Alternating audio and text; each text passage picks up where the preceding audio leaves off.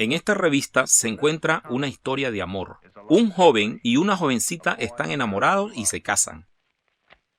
Y después de una descripción ofensiva y horrible, ilustrada por supuesto en la noche de bodas de la pareja, el libro muestra cómo la esposa asesina a su marido cortándole la cabeza con un hacha.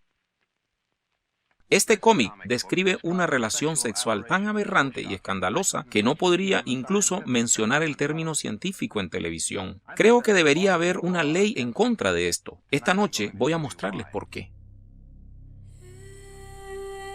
Se ha dicho que el arte imita la vida y se ha utilizado como una metáfora para la experiencia humana, a menudo anunciando las cosas por venir. El superhéroe, seres con poderes increíbles que vienen de otro mundo, a menudo son honrados como una divinidad que personifican a un salvador de la humanidad. Son dioses en spandex. Has escrito que el mundo no necesita un salvador. Pero cada día oigo a la gente clamar por uno. Incluso salvar al mundo. Teniendo el liderazgo apropiado. Históricamente, estas historias mitológicas han sido usadas como propaganda en un esfuerzo por ganar la simpatía de los partidos políticos y sociales. Crean personajes con el propósito de facilitar la justicia civil y para estar enfrente de diversos movimientos como la Voz de Liberación. La manía superhéroe sigue explotando con cada década que pasa. Creciendo con rapidez, es uno de los géneros más poderosos de la narración. Millones de admiradores se vierten en los teatros para escapar al mundo de la fantasía de su favorito dios enmascarado.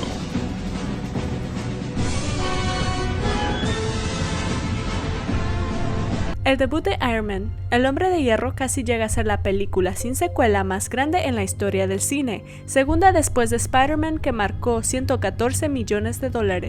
Reciben su inspiración de la Biblia, pero solo mostrándote un lado muy diferente de la historia. Con temas tan espirituales, ¿hay una agenda para reemplazar la adoración al Dios único y verdadero?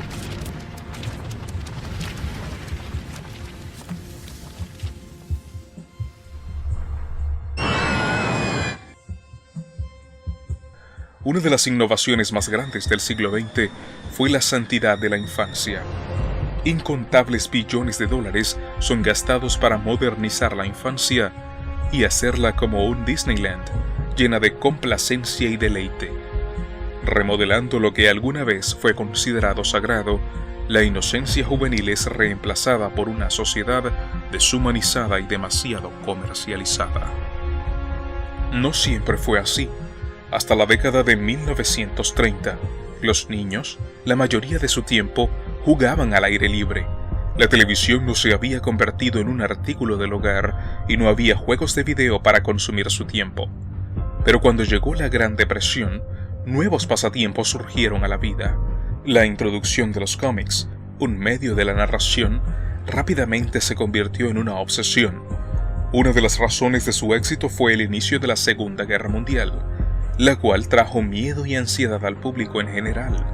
Los superhéroes se levantaron para la ocasión, trayendo paz y seguridad. Superman, uno de los héroes más notorios, no luchó contra extraterrestres o robots malvados en sus primeras aventuras. Se enfrentó con villanos que preocupaban a la comunidad. Mafiosos, ladrones, políticos, corruptos y fascistas. Después del desastre de Pearl Harbor, los superhéroes se convirtieron en la mascota de la guerra. Libros y cómics fueron distribuidos en cantidad de millones y se convirtieron en material de lectura esencial para los soldados en el extranjero. La historia es tan antigua como el tiempo. La única vez que llamamos a Dios es cuando lo necesitamos. Cuando la vida es fácil, nos olvidamos de nuestra necesidad de salvación. Los libros proféticos de la Biblia están repletos de ejemplos de cómo Israel llamaba a Jehová solo para que lo salvara del enemigo. De la misma manera, los fans de los cómics parecen dirigir su atención a estos dioses coloridos solo cuando hay una amenaza contra la sociedad en general. A finales de 1980, cuando llegó la Batimanía, los Estados Unidos fue bombardeado con una epidemia de cocaína y violencia por pandillas. Los creadores de los cómics respondieron a los titulares del New York Post introduciendo a 4 vigilantes coloridos que harían guerra contra narcotraficantes, contrabandistas y otros maleantes de la calle. Sin embargo, en los años exitosos de la administración de Clinton, hubo una declinación de circulación de cómics. La obsesión por las revistas cómics estaba por terminar. Pero en septiembre de 2001, todo esto cambiaría. Las Torres Gemelas de Nueva York fueron reducidas a polvo. Parecía como si la vida real se estaba sacando de las páginas de un libro de ciencia ficción. Ahora somos nosotros contra ellos. Existen buenos y malos. La industria de los cómics respondió. Los ataques del 9/11 despertaron una necesidad profunda de tener a alguien o algo que nos salvara del enemigo y de su increíble poder para destruir el mundo. Una vez más, la industria del cómic cobró ánimo y se recuperó con un éxito mejor que el de antes. La industria del cómic suplió superhéroes que traían salvación para liberar a la nación del enemigo tiránico. Así que, los acontecimientos reales tienen una conexión directa con el tipo de contenido que la industria de los cómics está alimentando a la gente.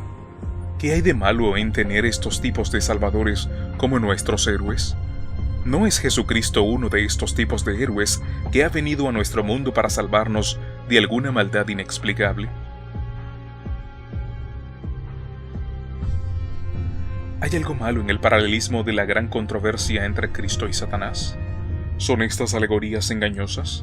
¿Serán falsificaciones de la gran historia de salvación y redención con la intención de desviarnos y apartarnos de la verdad, sutilmente tejiendo características de dioses antiguos en cada superhéroe?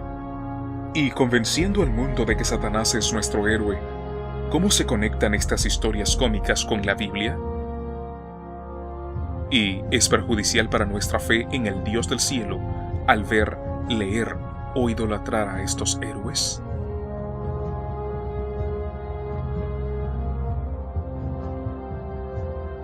Para poder entender estos paralelismos debemos conocer los orígenes de los superhéroes y de Jesucristo. Cada cultura ha tenido sus superhéroes y la narración de estas historias están contadas repetidamente a través de las generaciones. Cada historia llegó a ser más fantástica, convirtiéndose en los cimientos de cuentos elaborados de superdioses.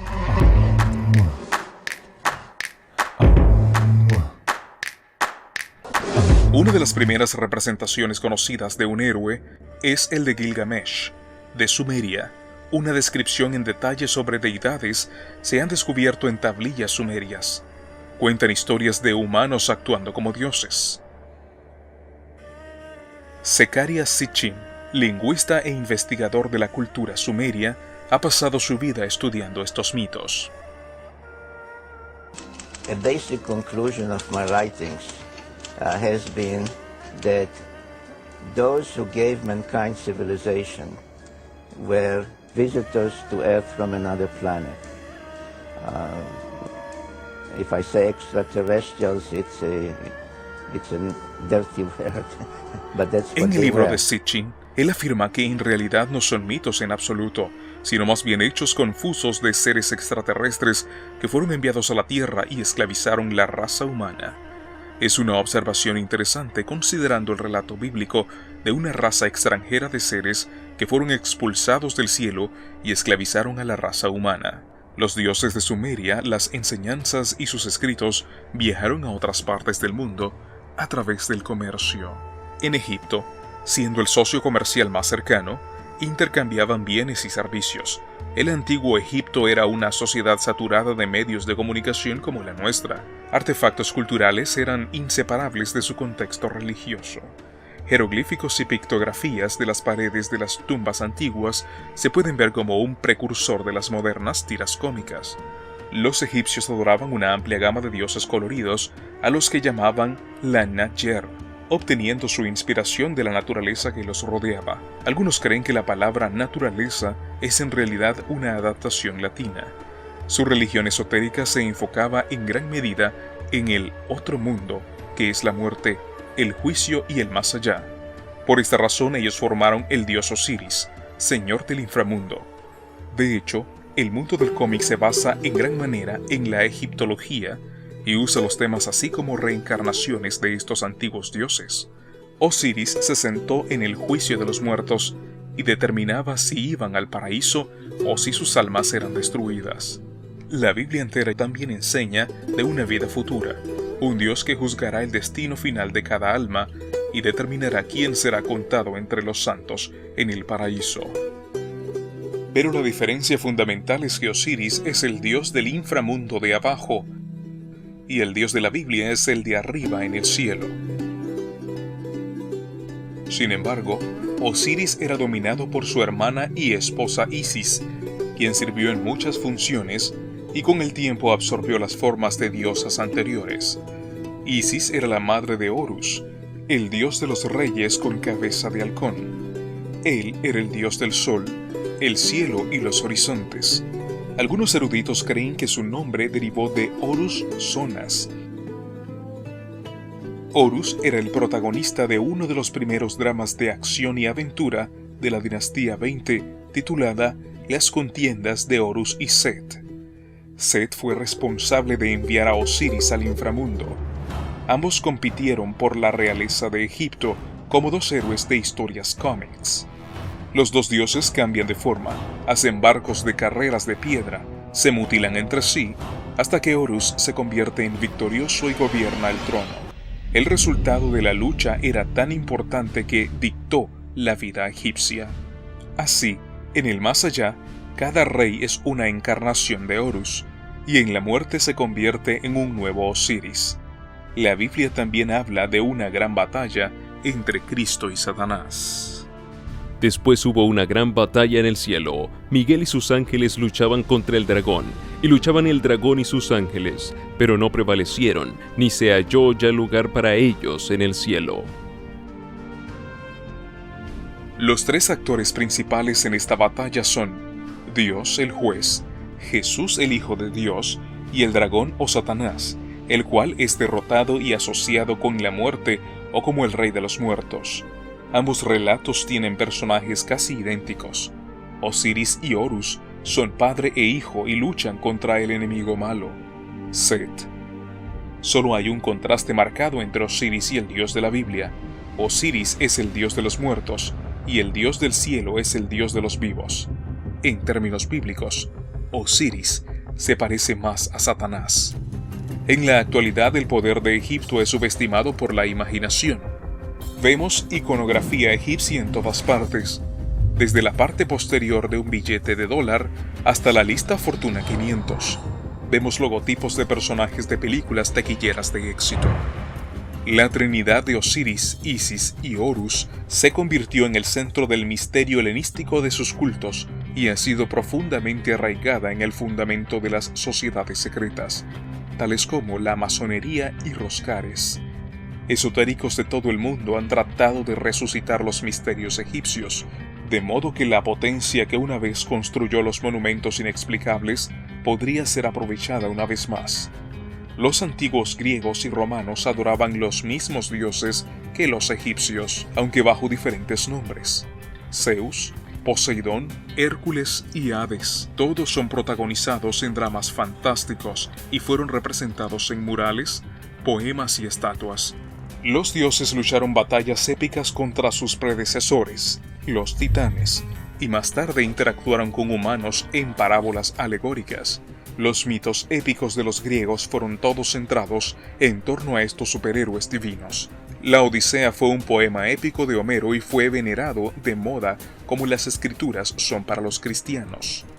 A cada dios se le asignó el dominio de un arte, una ciencia específica o una faceta de la naturaleza. Sus íconos e imágenes persisten hasta el día de hoy, especialmente en nuestras formas de arte moderno. Por ejemplo, en películas y en revistas cómics. La influencia de largo alcance de estos dioses ha aumentado a través de los años, convirtiéndose en los temas de una amplia gama de medios de comunicación. Sin embargo, una cosa permanece constante, que hay una guerra entre los dioses y que la salvación viene de un Salvador que es parte Dios y parte hombre. Esto es evidente en la película Inmortales. Mucho antes de que el hombre habitara la tierra, en los cielos hubo una guerra. Los vencedores se declararon dioses, mientras que a los vencidos se les dio el nombre de titanes. Y quedaron presos en las entrañas del monte Tártaro para toda la eternidad. El rey Hiperión y sus legiones quisieron liberar a los titanes y hacer la guerra a este mundo. Acabaré con el reinado de los dioses.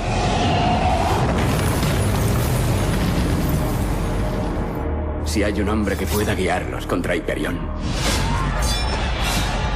ese es Teseo.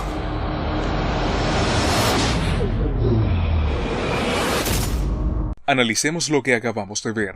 Los vencedores de esta batalla en el cielo, conocidos como los dioses, son representados como aquellos que descienden del cielo, en vestidos de oro. Una reminiscencia bíblica del Dios de los cielos. Los titanes, quienes pelean contra los dioses, están encadenados y confinados a la tierra. Es una representación de demonios con piel degenerada. Y el Salvador viene a través de la simiente del hombre para redimir a la humanidad. Una vez más, un mito que contiene los mismos elementos como el relato bíblico del plan de salvación de Dios, como se dice en el libro 1 de Samuel capítulo 2, versículo 10. Delante de Jehová serán quebrantados sus adversarios, y sobre ellos tronará desde los cielos. Jehová juzgará los confines de la tierra, dará poder a su rey, y exaltará el poderío de su ungido. El Dios de la Biblia está en el cielo y sus adversarios fueron echados fuera y encadenados a las entrañas de la tierra. Y fue lanzado el gran dragón, la serpiente antigua que se llama Diablo y Satanás, el cual engaña al mundo entero, fue arrojado a la tierra, y sus ángeles fueron arrojados con él. Teseo, el salvador de la película Los Inmortales, es un tipo de Cristo, siendo mitad humano y mitad Dios. Poseidón es su padre. Según el libro de Carl A. P. Rock, El mundo del mito clásico, Teseo luchó y venció a los enemigos identificados con una religión arcaica y orden social. Era conocido como un gran reformador, pero él no era como el Cristo de la Biblia. En cambio, era un guerrero cruel que mató a muchos. Era un seductor de mujeres y estableció el culto de adoración a Afrodita. Aunque pueda parecer que los mitos griegos tienen paralelos con la Biblia, podrían estar contando un relato muy opuesto al del gran conflicto entre Cristo y Satanás. Examinemos otra película llamada Guerra de los Titanes. Esto comenzará a desplegar la distorsión del plan de salvación bíblico.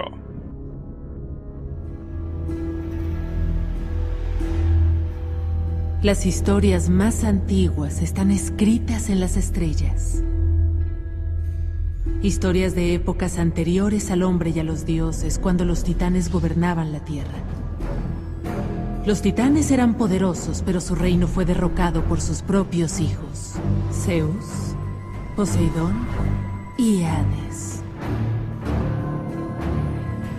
Zeus convenció a su hermano Hades de crear una bestia poderosa que derrotara a sus padres. Y de su propia carne, Hades engendró un horror indescriptible: el Kraken.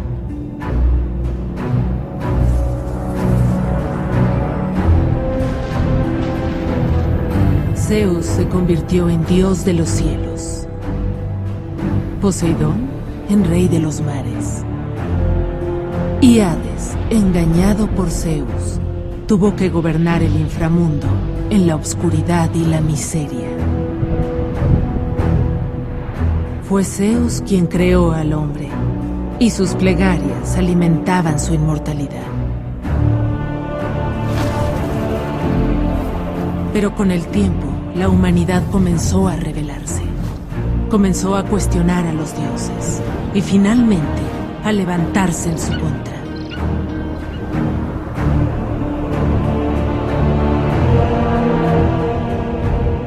En ese mundo, un niño nació. Un niño que lo cambiaría todo. Una pregunta debe surgir. ¿Por qué los mitos antiguos tienen tantas similitudes con los relatos de la Biblia, incluso si los mitos son anteriores al nacimiento de Cristo?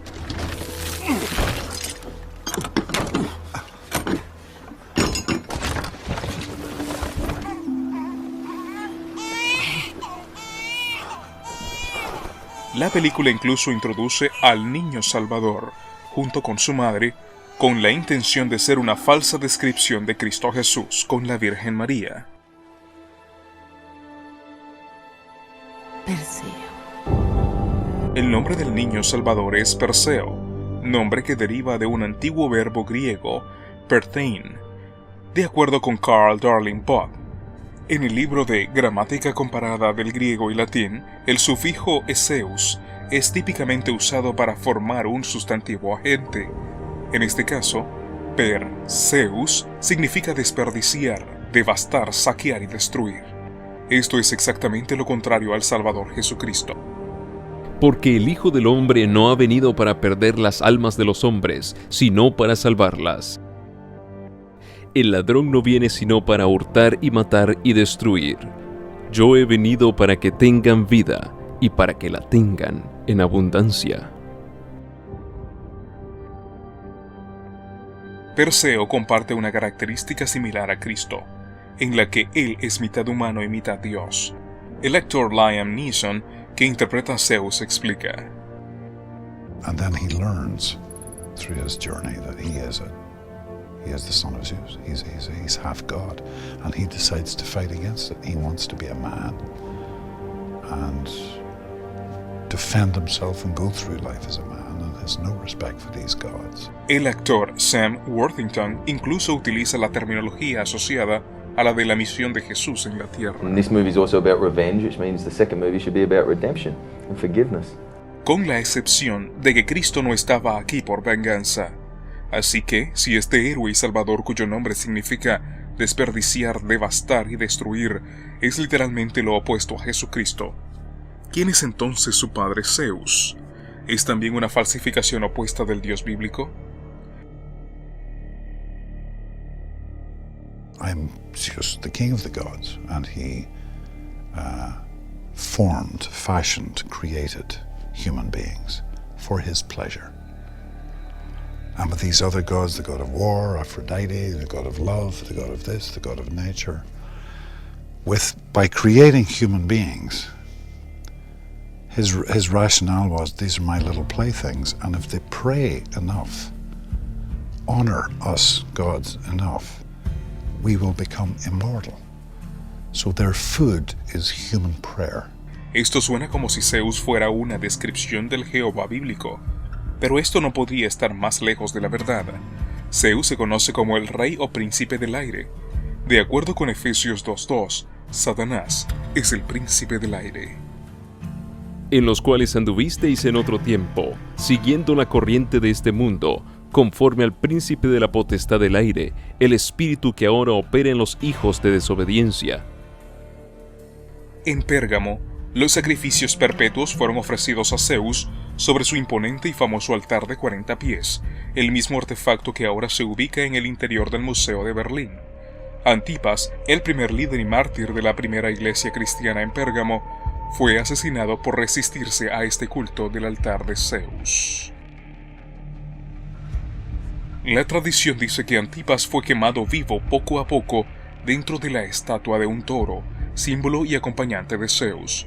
El pasaje en Apocalipsis 2:13 muy bien podría ser una referencia del culto de Zeus. Yo conozco tus obras y dónde moras, donde está el trono de Satanás. Pero retienes mi nombre y no has negado mi fe, ni aun en los días en que Antipas mi testigo fiel fue muerto entre vosotros, donde mora Satanás.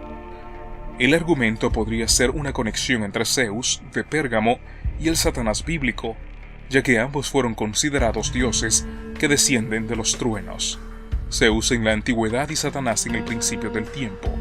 Altares dedicados a Zeus Cataibates fueron descubiertos cerca de Pérgamo.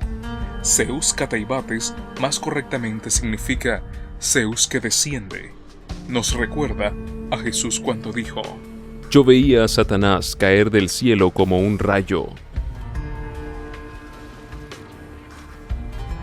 En el documental del History Channel acerca de los mitos griegos titulado Batalla de los Dioses, los mitos de Zeus, Hércules y Hades son relatados con precisión desde las primeras piezas de escritos encontrados que datan del segundo siglo después de Cristo.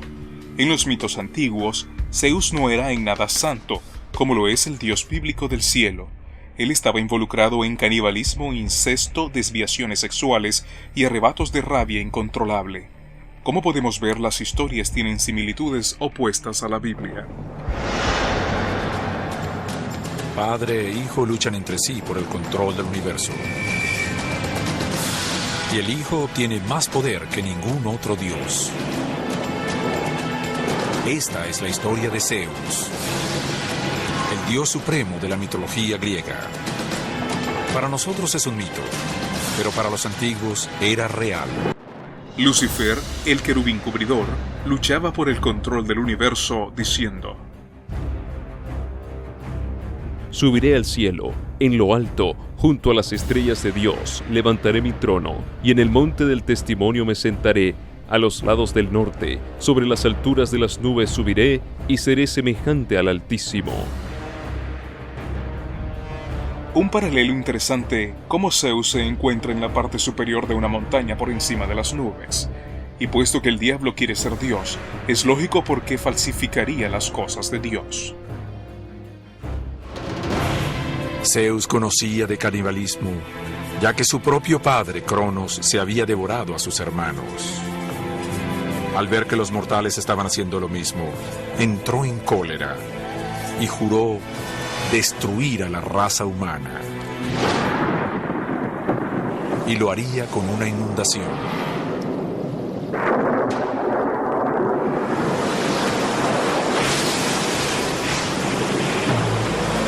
Transcurren 9 noches y 9 días. La lluvia no cesa y la tierra se inunda. Las aguas llegan hasta la cima del monte Parnaso, cuya altura es de casi 2.500 metros. La humanidad perece hasta en los confines de la tierra. La lluvia cesa y solo 2 mortales quedan con vida. Aunque parezca increíble, sobrevivieron gracias a un arca. Una inundación, un arca y solo 2 sobrevivientes. Las semejanzas con el Viejo Testamento son asombrosas. Otro irónico paralelismo bíblico es el hijo de Zeus, mitad dios, mitad hombre mortal, Hércules, una falsificación de Jesucristo. La historia comienza cuando Zeus, el lascivo rey de los dioses, tiene una relación adúltera. Hércules es hijo de Zeus y de una mortal llamada Almena. La mitología clásica está repleta de historias de dioses que preñan mujeres mortales y traen al mundo dioses o semidioses. Este concepto de semidios significa que esta persona tiene muchas de las características de un dios, tiene poderes divinos, pero a la vez es mortal, puede morir. El acto final de Hércules es el autosacrificio, y vuelve a haber un interesante paralelismo con el cristianismo. Un héroe debe sufrir para obtener su inmortalidad. Su existencia en la tierra termina igual que como la vivió, en el tormento. Hércules desea una muerte heroica, una muerte digna de un héroe. Quiere arder en una pira funeraria. Pero cuando esto sucede puede ocurrir su limpieza final. No es él quien se quema, sino su carne mortal. Pero se libera su alma y asciende a los cielos. Al morir, Hércules queda finalmente redimido. Zeus, rey de los dioses, piensa que su hijo ha sufrido suficiente. Lo invita a unírsele a los inmortales en el monte Olimpo. Lo que vemos es que Hércules es el héroe de héroes, es el más grande entre los grandes, y al final Zeus le dice: has sufrido bastante y eres grandioso, te convertiré en un dios.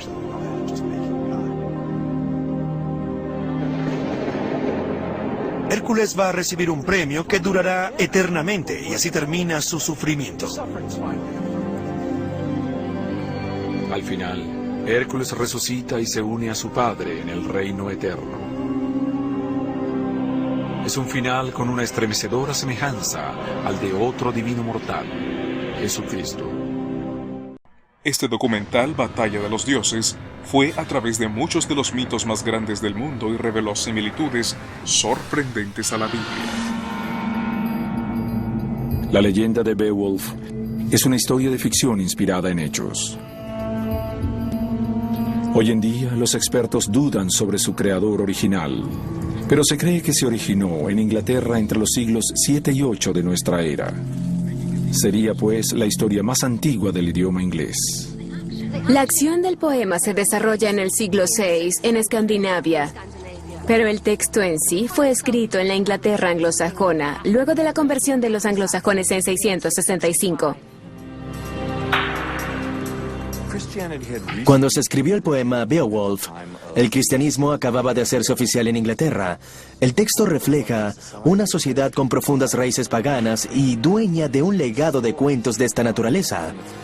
El poema simplemente vierte esos cuentos en un molde cristiano para que sus destinatarios puedan mantener el contacto con sus raíces, pero reinterpretándolas según el cristianismo. Ahora Hércules tiene que ir hasta el fin del mundo para robar unas manzanas de oro de un jardín custodiado por un dragón de 100 cabezas. Manzanas, un jardín y una serpiente peligrosa. Esta historia tiene paralelismos con el relato bíblico de Adán y Eva. Las fuentes históricas no solo inspiraron a los seres más despreciados de la Tierra Media, sino también a uno de sus héroes principales, Gandalf, el hechicero. En El Señor de los Anillos, Gandalf es quien guía a Frodo en su misión de destruir el Anillo Único. Algunas personas también han comparado a Gandalf con Jesús, ya que se sacrifica a sí mismo, muere y resucita en una túnica blanca. Gandalf lucha para salvar a Frodo, muere de manera metafórica y resucita como Gandalf el Blanco. Es una de las instancias en las que Tolkien revela sus raíces católicas. Un dios pagano de muchos disfraces y un salvador cristiano que resucitó. Dos figuras poderosas del mundo antiguo amalgamadas en un solo personaje. Una de las características singulares de Tolkien es su capacidad de mezclar elementos cristianos y paganos.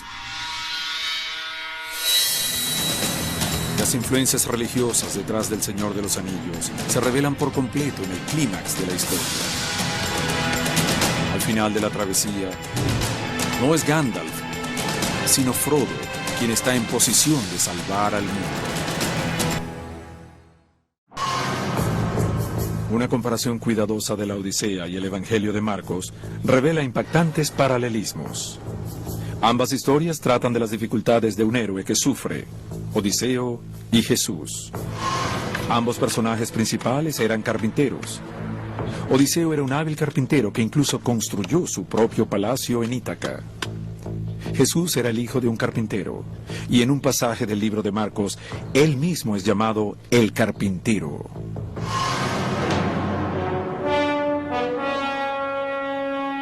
Pero la conexión más intrigante es la similitud entre la visita de Odiseo al Hades y los últimos días de Jesús en la tierra.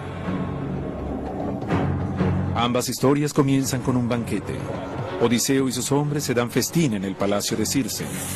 Jesús y sus apóstoles en la última cena. Luego, mientras sus camaradas duermen, ambos hombres agonizan sobre su próximo encuentro con la muerte. Cuando Odiseo averigua por Circe que debe ir al Hades, se desespera. La razón, y él lo dice, es que ningún mortal ha ido al Hades y ha regresado. Jesús está a punto de morir. Come la última cena con sus discípulos. Se desespera, pues sabe que debe enfrentar la cruz. Finalmente, Odiseo viajaría al inframundo de los muertos y regresaría. Jesús moriría en la cruz y resucitaría de nuevo a la vida. ¿Podrían estos paralelismos ser más que coincidencias?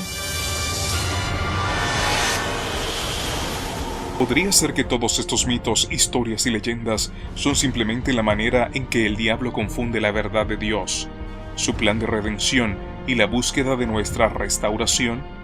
No hay mitos encontrados antes del siglo II después de Cristo que tengan dioses resucitados. Solo los encontrados después tienen registros de antiguos dioses que volvían a la vida. La primera copia completa de la Odisea se remonta al siglo X después de Cristo. Esto significa que las similitudes fácilmente podrían haber sido escritas después de la muerte de Cristo. Sin embargo, los hechos siguen diciendo que hay similitudes, como salvadores que son nacidos de madres vírgenes, diluvios mundiales, cielos e infiernos, y que han existido en los mitos desde el inicio. La razón de esto es debido a la promesa de un Salvador que data desde el principio, con nuestros primeros padres en el jardín del Edén. Cuando Adán y Eva pecaron, se les prometió que un Salvador vendría a través de la simiente de la mujer. Dios dijo a la serpiente: Y pondré enemistad entre ti y la mujer, entre tu simiente y la simiente suya. Esta te herirá en la cabeza, y tú le herirás en el calcañar. Desde entonces, los descendientes del pueblo de Dios esperaron con interés el día en que un Salvador vendría a redimir los perdidos. Y desde ese día en el jardín del Edén, el diablo ha tratado de falsificar la profecía de la venida del Salvador. Este plan se encuentra en casi todas las civilizaciones grandes, desde los primeros escritos registrados. Por esta razón, muchos escépticos debaten la existencia de Dios, pero hay una diferencia marcada en todos los salvadores atentados: el hecho de que el Salvador de la Biblia, Jesucristo, murió y resucitó de nuevo. Prácticamente todos los estudiosos coinciden en que Jesús de Nazaret vivió durante el primer siglo, predicó sobre el reino de Dios y fue crucificado. Pero lo que sucedió después es el tema más controversial de la historia. ¿Resucitó Jesús de los muertos afirmando así ser el Hijo de Dios? ¿O es esto una leyenda y mitología? Para el cristiano, todo está sujeto a la resurrección. Y hoy vamos a debatir si existe suficiente evidencia que la respalde. Me acompaña Tim Callahan, editor de religión de la revista Skeptic y autor de Orígenes secretos de la Biblia, y también el Dr. Gary Habermas, considerado como una de las autoridades principales sobre la resurrección. Ha escrito varios libros sobre la resurrección, el más reciente, El caso de la resurrección de Jesús. Bueno, Tim, permítame comenzar con usted. En su libro usted sugiere que la resurrección de Jesús no es original en absoluto, sino que es una mera historia relacionada con la mitología y las religiones pasadas. Usted específicamente menciona en su libro las historias de Osiris, Adonis y Atis. ¿Podría explicar qué significa todo esto? Bueno, han habido historias de muerte y resurrección si nos remontamos atrás.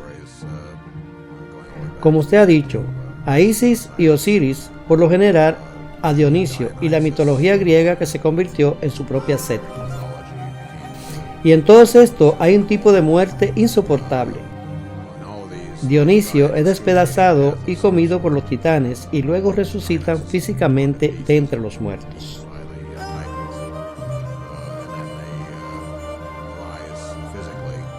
Así que, usted dice que la historia de Jesús es entonces solo una repetición de esta mitología temprana.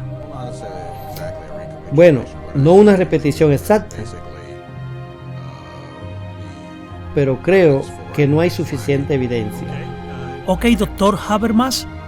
Consideremos a Adonis. Adonis es probablemente el dios más antiguo de quien tenemos datos más claros que resucitó de los muertos. Tenemos 4 relatos de que Adonis fue resucitado. El más antiguo es el del 2º siglo después de Cristo. Los otros son entre el 2º y 4º siglo después de Cristo.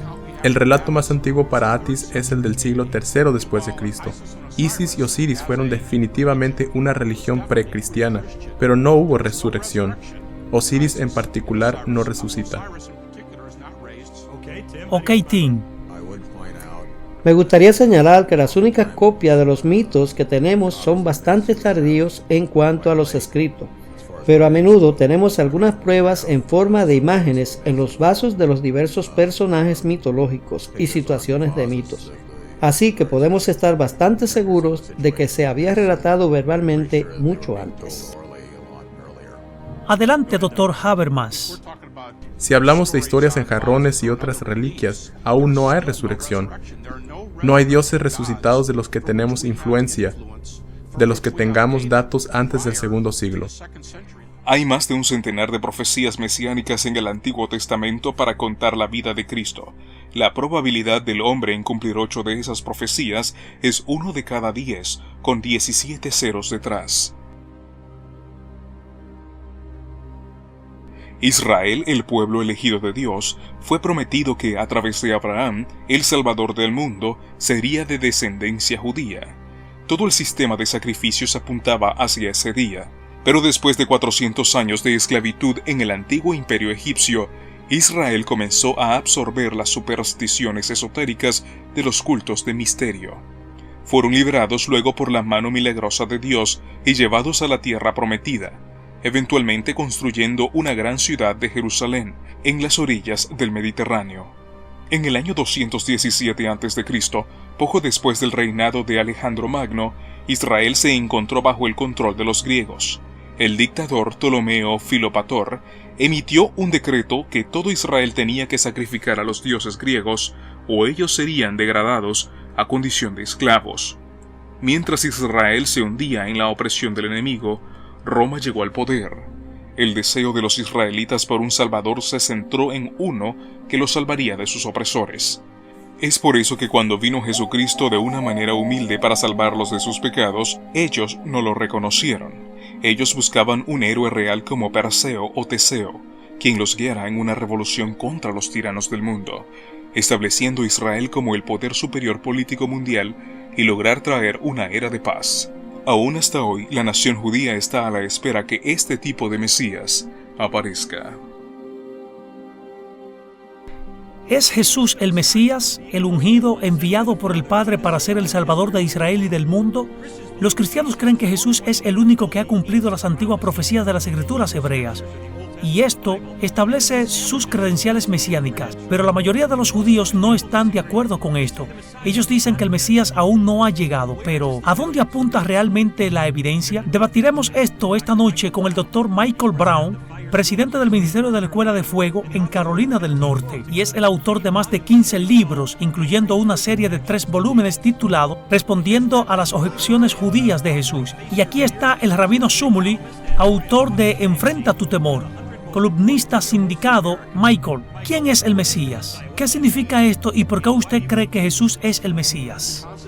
El concepto de Mesías viene de la palabra hebrea Mashiach, lo que significa ungido, y con el tiempo Dios le reveló en las Escrituras a la gente de Israel. No es mi opinión, porque hay diferentes ramas del judaísmo, con opiniones diferentes dentro del judaísmo y diferentes grupos. Hay judeos ateos, judeos tradicionales y judeos reformados, y cada uno tiene un punto diferente. Lo único seguro que tenemos es lo que está escrito en la palabra, y durante un periodo de tiempo Dios nos habló a nuestros antepasados, al pueblo judío, sobre el Mesías de Israel, que vendría y que iba a morir por los pecados de su pueblo, y que vendría, moriría y resucitaría de los muertos antes de la destrucción del segundo templo. Si Jesús no es el Mesías, entonces no puede haber ninguno, ya que el segundo templo fue destruido más de 1900 años atrás. Y las Escrituras van más allá diciendo que tendría un ministerio sacerdotal que es uno de expiación, que es el que hace que la gente regrese a Dios, la reconciliación, que a través de los gentiles el conocimiento de Dios iría a los gentiles de todo el mundo y entonces Él sería abrazado por su propio pueblo y regresaría. Shumuli, ¿por qué usted no cree que Jesús es el Mesías? Bueno, yo creo que Jesús es el Mesías cristiano en el sentido de que Él trajo divinidad y redención a las naciones no judías del mundo. Y el cristianismo es una gran religión mundial. Él ciertamente no es el Mesías judío, porque el Mesías judío es un concepto radicalmente diferente al Mesías cristiano. El Mesías judío tiene una misión política opuesta de una misión espiritual. No necesitamos un Dios hombre que nos acerque a Dios. No necesitamos un intermediario. Dios dice claramente en el libro de Samuel que Él no es un hombre. Es un sacrilegio en el judaísmo creer que cualquier ser humano sea una deidad. Y más importante es que el Mesías debe cumplir con las profecías mesiánicas. Isaías 11, Él debe hacer que el lobo se acueste con el cordero y cambiar la naturaleza humana lejos de la beligerancia y la naturaleza animal. Isaías capítulo 2, Él tiene que hacer a los hombres volver a sus espadas en rejas de arado Tiene que traer el dominio universal de la paz. Vivimos en un mundo de indiscriminada masacre, vivimos en un mundo donde no hay justicia y el Mesías aún no ha llegado. Ok, Michael. ¿Qué pasa con el hecho de que no tenemos la paz que dice Shumeli, que debía ser una profecía de la venida del Mesías? Bueno, en primer lugar citó algunas de las profecías que yo creo firmemente. Él dejó afuera profecías porque Jesús las cumplió y solo en Jesús se cumplieron. Por ejemplo, las profecías como Isaías 42, Isaías 49, Isaías 50 e Isaías 53 que hablan del sufrimiento del siervo del Señor y de ser rechazado por su pueblo y ser aceptado por las naciones gentiles y traer sanación y redención a los que creen en él. Shumuli también hizo la asombrosa declaración que la misión del Mesías fue política versus espiritual y citó todos estos pasajes espirituales como Isaías 11 que hablan de toda la tierra siendo llena de todo el conocimiento de la gloria de Dios. Por supuesto es una misión espiritual. En el mundo estaba, y el mundo por él fue hecho, pero el mundo no le conoció. La mayoría del mundo perdió al Hijo de Dios, porque ellos estaban buscando al héroe equivocado, adorando ídolos extraños y falsos dioses. Pablo dice que los ídolos son en realidad demonios. Antes digo que lo que los gentiles sacrifican, a los demonios lo sacrifican y no a Dios. Y no quiero que vosotros os hagáis partícipes con los demonios.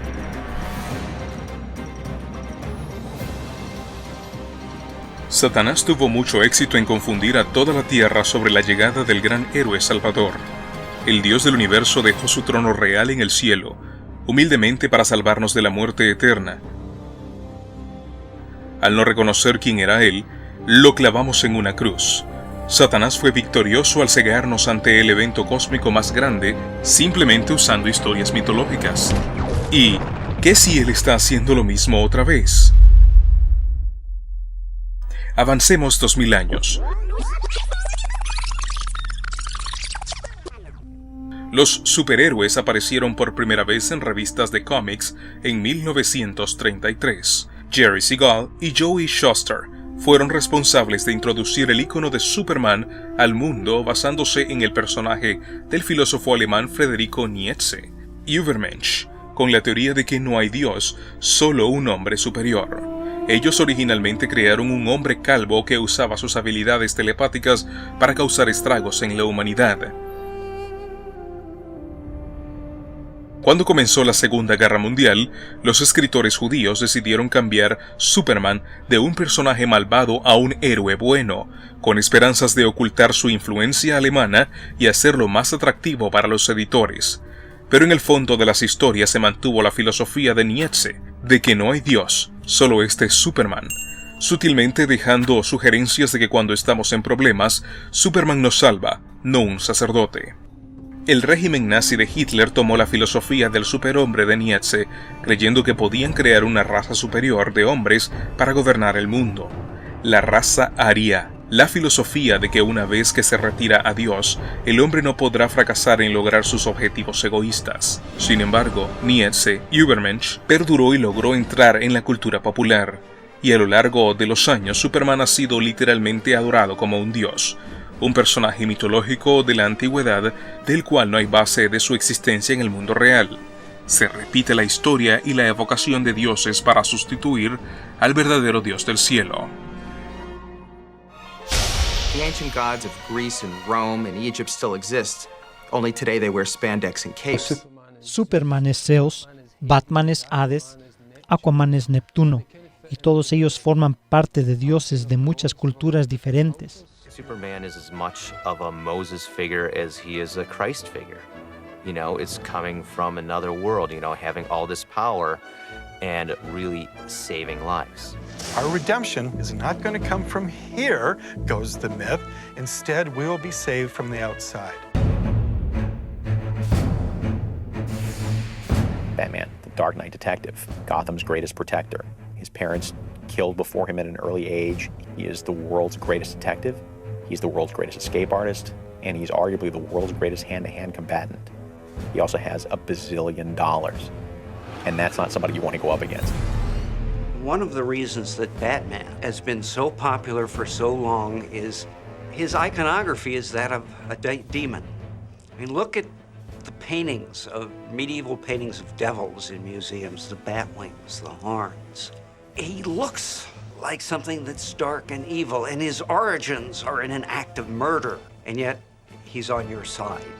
Wonder Woman is a perfect transition from the ancient myths. There are echoes of the Amazons in Homer's writing that refers to a tribe of women that lived without men, that were terrifyingly efficient soldier warriors. Flash, the fastest man alive, can move at speeds near the speed of light, can outrace a bullet to its target, can run up the side of a building, can actually cross the ocean before he has time to sink. There's the old Flash, and then there's the new Flash. The old Flash is a perfect counterpart for Hermes or Mercury in the old myths. You know it immediately when you see the helmet with the wings on it. It refers to the god of the messengers. In a fascinating way, the artists who are creating today's comics are doing heroic work by taking the timeless tales that began in the world of myth and bringing them into the future. Are you with me? Jack Kirby, un artista que dibujó el primer Superman, declara de dónde consigue su inspiración. For some reason, I went to the Bible. I came up with Galactus. And of course, the Silver Surfer is the fallen angel. Él ha dibujado decenas de cómics más vendidos, como Los Cuatro Fantásticos, Thor y el Capitán América. Toma nota del tema espiritual en estas historias, y puesto que los cómics son mitos reenvasados, tendría sentido por qué él sacó una serie completa titulada Nuevos Dioses. El escritor de la película de Superman de 1978 no se avergüenza de sus intencionales paralelos con Cristo. Gracias por ver este documental, espero que ha sido de gran bendición.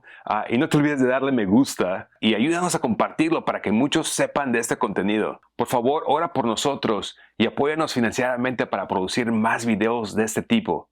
Gracias y regresemos a ver el documental. On Krypton, I was intending it to be almost semi-biblical, and people spoke in very stilted, elegant English. The metaphor was clearly there when Jor-El sends Superman to Earth of God sending Christ to save humanity. You will travel far, my little Kal-El. El nombre real de Superman es Kal-El, que en la traducción del hebreo significa voz de Dios, idéntico a la descripción de Jesús en el primer capítulo de Juan. En el principio era el Verbo, y el Verbo era con Dios, y el Verbo era Dios. Este era en el principio con Dios. Todas las cosas por Él fueron hechas, y sin Él nada de lo que ha sido hecho fue hecho. Y aquel Verbo fue hecho carne, y habitó entre nosotros, y vimos su gloria, gloria como del unigénito del Padre, lleno de gracia y de verdad. Las similitudes entre Superman y Jesús se pueden ver a través de los medios gráficos de héroes. Superman fue enviado por su padre desde el cielo a la tierra como un bebé indefenso, llegando en una nave espacial, así como Moisés llegó en una canasta. Fue criado por padres comunes, y en edición de 1939 de Action Comics número 1, el nombre de su madre era María. Su nombre fue cambiado más adelante a Martha. Y de acuerdo con Vid Comic, el nombre del padre de Superman es Juan José Kent. María, Martha, Juan, José eran todos los nombres de los personajes que rodearon la vida de Jesús, y al igual que Jesús, pasó tiempo en el desierto antes de que su misión en la tierra comenzara. Superman también pasó tiempo en el desierto de Siberia antes que comenzara su misión en la tierra. Durante la prueba de batalla de la película de 1978, Superman, Clark Kent, se revela de 30 años de edad al inicio de su misión como Superman. Age? 30. Escuchemos lo que dice el director de Hollywood, Bryan Singer, acerca de su película Superman Vuelve. Y esta fue una historia acerca de Cristo. Se trata de sacrificio, el mundo, escucho sus lamentos. Entonces, ¿qué sucede? Lo acuchillan en su costado y más tarde cae a la tierra en forma de un crucifijo. Yo siempre he encontrado el mito de Cristo convincente y conmovedora.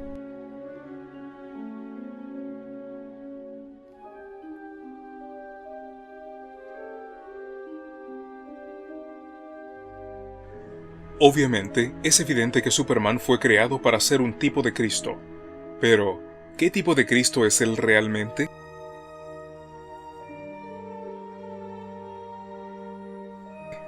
Su enemigo es Lex Luthor.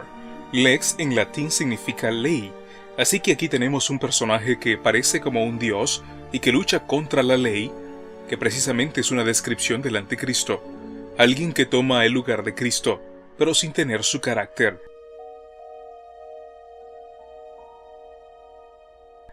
Si Superman es una alegoría de Jesús, entonces este cómic de un Superman poseído por un demonio que se cansa de servir a la raza humana y procede a destruirlos, no se ajusta al original.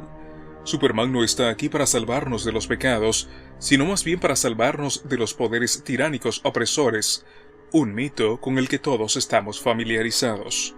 El Hombre de Hierro no es el único personaje de cómics que tiene paralelos a la Biblia.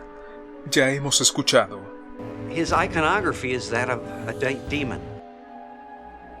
DC Comics recientemente sacó una edición de Batman con el número 666 por el escritor Grant Morrison. De acuerdo con DC Comics Encyclopedia Wiki, la portada es una pintura de Batman con un hotel llamado Belén al fondo quemándose.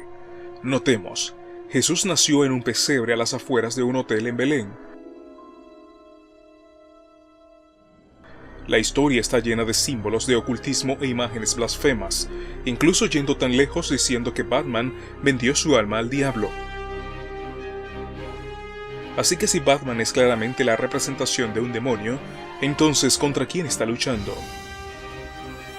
Como resultado de la influencia egipcia sobre los superhéroes, la religión oculta ha sido entrelazada en las líneas de las historias, desde la primera aparición de Batman en la televisión en la década de 1960. El Rey Tut era un personaje recurrente, cuya guardia estaba en el Club Pirámide. Incluso ídolos egipcios aparecen dentro de los sets. En 1992, la película de Tim Burton, Batman Vuelve, el villano llamado el Pingüino es arrojado al río en una canasta cuando era un bebé recién nacido. Un paralelo directo a la historia bíblica de Moisés. David Hawkes hace insinuaciones de Moisés diciendo en su libro: Strick recibió su inspiración de la historia de Moisés para que Pingüino matara a los primogénitos de Gotham. Ha llegado el momento. Estos son los nombres de los hijos primogénitos que hay en Gotham. Yo fui uno de ellos, y al igual que a mí, un terrible destino les espera. Esta noche. La inversión de la historia bíblica de Moisés y haciéndolo malvado es una pista de la identidad de Batman. Moisés comparte atributos comunes con Cristo, como lo hacen los enemigos de Batman, como si quisieran que la audiencia crea que Cristo es realmente el malvado. Es por eso que los productores eligieron el nacimiento del Pingüino en la época navideña y su muerte a la edad de 33 años, un paralelo evidente con el nacimiento y la muerte de Jesucristo. En Batman Eternamente también vemos temas bíblicos, especialmente en La Guardia de Dos Caras, cuando se encuentra con el Acertijo por primera vez. La obra de arte en la pared posterior de La Guardia de Dos Caras es de Jesús con una corona de espinas sobre su cabeza. Hay un candelabro de 7 lámparas, el incensario de humo, el sacrificio de un animal y una mesa con comida. Los mismos elementos que estaban asociados con el santuario hebreo, elementos de gran plan de Dios para deshacerse del pecado. El sacrificio exterior representaba el sacrificio de Cristo. El candelero de oro representa las 7 fases de la iglesia, el pan de la proposición y la palabra de Dios. El humo subiendo del incienso simboliza nuestras oraciones ascendiendo al cielo, y el propósito del santuario era que Cristo habitara entre nosotros aquí en la tierra. Por lo tanto, parece apropiado que el carácter dualístico del Señor Dos Caras tuviera estos elementos en su lugar de residencia. Cristo tomó una naturaleza humana pecaminosa, pero también era un Dios justo al mismo tiempo, una dualidad de existencia. Sin embargo, Él venció su naturaleza humana de pecado. El personaje de Dos Caras parece ser una inversión torcida de un tipo de Cristo, que se ve más claramente en la película El Caballero de la Noche, haciéndonos creer que la persona que está destinada a salvar el mundo es malo en el fondo. Esto parecería ser el punto de vista oculto de Jesucristo, y en el mundo invertido de Batman, donde el Caballero de la Noche es el héroe, Harvey Dent, que luego se convierte en Dos Caras, es conocido como el Caballero Blanco. Pero confíe en mí. No tiene que convencerme, Dent. Sabemos que es el Caballero Blanco. Otro paralelo con Cristo es que Harvey es un abogado, cuyo trabajo es cumplir la ley, un mediador de los tribunales, así como Cristo es nuestro mediador y abogado en las cortes del cielo. Hijitos míos, estas cosas os escribo para que no pequéis, y si alguno hubiere pecado, abogado tenemos para con el Padre, a Jesucristo el justo. La definición de un abogado es una persona que legalmente es autorizada para defender en juicio los derechos e intereses de los litigantes en un tribunal de justicia. El señor Dos Caras también comparte similitudes con el dios sumerio Ismud, un dios de dos caras representado con dos caras mirando en direcciones opuestas. Ismud es el mensajero y el oficial de Inki, un dios asociado con la creación, así como Jesús es el mensajero de Dios y es asociado con la creación. Jesús habló en parábolas que mucha gente no entendía. El enemigo de Batman, el Acertijo, habla en adivinanzas que nadie entiende. El Acertijo es una repetición del antiguo dios egipcio Osiris. Osiris fue representado siempre como un personaje verde sosteniendo una vara pastoral curvosa. El Acertijo incluso afirma que él es un dios. ¡La victoria es inevitable! Porque si el conocimiento es poder, luego entonces, Dios soy.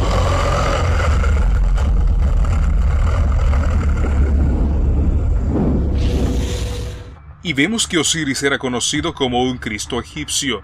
El dios asociado con el juicio también sería un enemigo natural de Batman.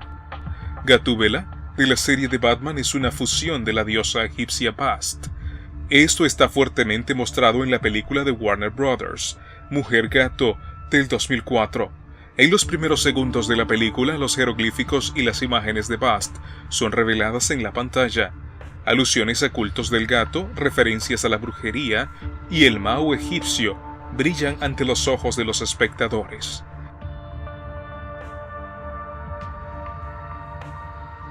La historia involucra a una mujer que resucita de la muerte por un Mao egipcio, falsificando el soplo de vida que Dios dio a Adán en el libro de Génesis.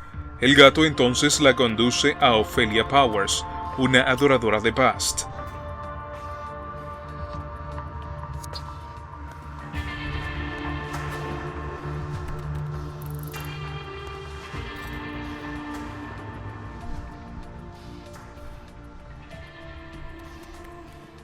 Notemos la frase «Únete a nosotros» en la adoración de la diosa Bast. Ofelia revela que el Mao egipcio es un gato sagrado del templo que ha resucitado a muchas mujeres para ser mujeres gatas. Michelle Pfeiffer, quien interpretó a Selina Kyle en Batman Vuelve, une a Bast en su versión de mujer gato. Pues yo soy la mujer gato. Óyeme maullar. Tal vez el enemigo más emblemático que Batman ha enfrentado es el Joker, o el Guasón. Las diversas películas de Batman han referido al Guasón como el Diablo. ¿Has bailado con el diablo por las noches? ¿Has bailado con el demonio a la luz de la luna? ¿Bailamos? Después, el Guasón baila en una iglesia a la luz de la luna. En la superficie, el Guasón parece dejar pistas que él es el Diablo. Por ejemplo, el pasacartas que tienen varias imágenes de demonios, dragones y serpientes en ellas. La misma descripción de Satanás, el dragón, la serpiente antigua, que es el diablo. ¿Te diste cuenta cómo solo la tarjeta del Guasón se está quemando? Desde el punto de vista oculto parece que Jesús es el que quiere ver arder el mundo. Las palabras del corto de la película El Caballero de la Noche arrojará luz sobre estas imágenes. Hay hombres que no buscan nada lógico, como dinero. No puedes comprarlos, intimidarlos, convencerlos, ni negociar con ellos. Hay hombres que solo quieren ver arder el mundo. Va a morir gente. Desde esta noche.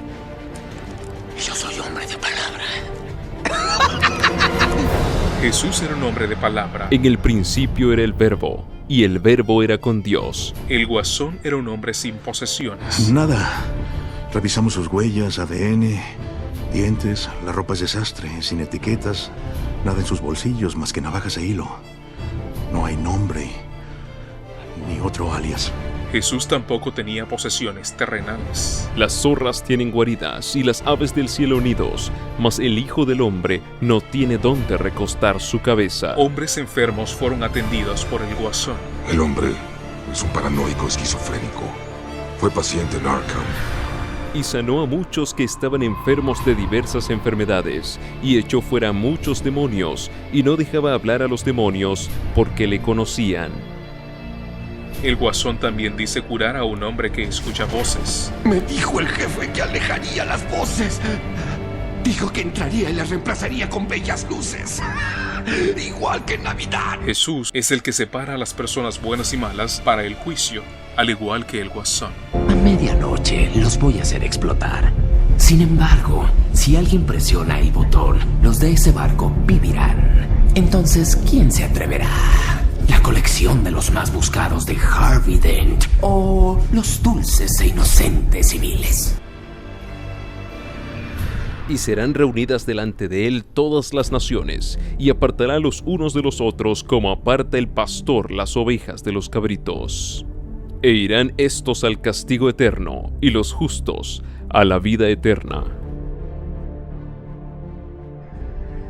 El universo de Batman es como ver el mundo a través de los ojos del Satanás gnóstico, donde todo está al revés. Una pista de a quién los autores tenían en mente cuando diseñaron el Guasón es el origen de las cartas que él reparte. No son cartas de juego, más bien son las cartas del tarot. De hecho, el clímax de la película entre el Guasón y Batman se acomoda con las imágenes del tarot. A la medianoche, la suerte de los justos e injustos se decidirá, una referencia a la sentencia de la medianoche profética. Batman lanza al Guasón de una azotea justo a tiempo para salvar el día, solo para colgarlo de su pierna izquierda. Suspendido entre dos postes, el Guasón tiene sus brazos extendidos en una pose de crucifixión. Con el ángulo de la cámara reorientado de su lado derecho hacia arriba, él tiene la apariencia de Cristo colgado en la cruz, al igual que la carta del tarot llamado el hombre colgado. Tiene un hombre colgado en la forma de una cruz al revés. De acuerdo con tarotteachings.com, el hombre colgado significa rendición, sacrificio, sumisión y mediador, características que son descriptivas de Jesucristo. Muchas páginas de internet sobre cartas del tarot mencionan esta conexión. La carta de Joker tiene fama de ser la carta del tarot El Loco. Aún Grant Morrison, el escritor de la serie de cómics Batman, señala en su libro: el papel del Caballero de la Noche fue una actuación con la seguridad que tendría gran éxito en la pantalla. Era difícil reconocer el rostro del joven guapo Heath Ledger bajo las cicatrices y el maquillaje corrido del Guasón, pero desde el momento en que apareció por primera vez, era dueño de la pantalla. Cuando apuñaló a un hombre en la cabeza con un lápiz, hasta su último giro oscilante como el hombre colgado del tarot, condenando a Batman a un mundo al revés, de oscuridad y locura. Irónicamente, la siguiente película en la que Heath Ledger estaba trabajando cuando sufre una sobredosis de drogas, tiene una escena donde él muere como un hombre colgado, como aparece en las cartas del tarot. Grant Morrison admite en su libro Superdioses que el hombre colgado introdujo fuertes significados de tarot en la franquicia de Batman. Por ejemplo, haciendo del Guasón un santo loco, siguiendo el modelo de la carta del tarot llamada El Loco, otra descripción de Jesús. El ocultismo nombra a Jesucristo como la gran broma cósmica. Jesús se convirtió en la figura de chivo expiatorio, burlado y escupido como la cabra dedicada a Azazel, el demonio del desierto. Ahora podemos ver por qué la única carta que se quema en la noche oscura es el Guasón. Desde una perspectiva oculta no es el dragón, la serpiente antigua, el diablo, el que se quema. Es Jesús. Toda la serie de Batman es esencialmente un punto de vista luciferino, que el diablo es el salvador, un punto de vista que se mantiene fiel en muchas líneas de historias de superhéroes. Por ejemplo, la película de Thor. La película comienza con una representación en una ciudad de oro, que se asemeja a un ambiente pacífico celestial. Prestemos atención a la terminología. He sacrificado mucho para alcanzar la paz. Thor, por tu arrogancia y estupidez, has expuesto a estos pacíficos reinos y vidas inocentes al horror y la devastación de la guerra. Eres cruel, codicioso y no tienes piedad. ¡Y tú eres un anciano infeliz y acabado! ¡Eres indigno! Padre. ¡Hey! Te voy a arrebatar tu poder y te desterraré.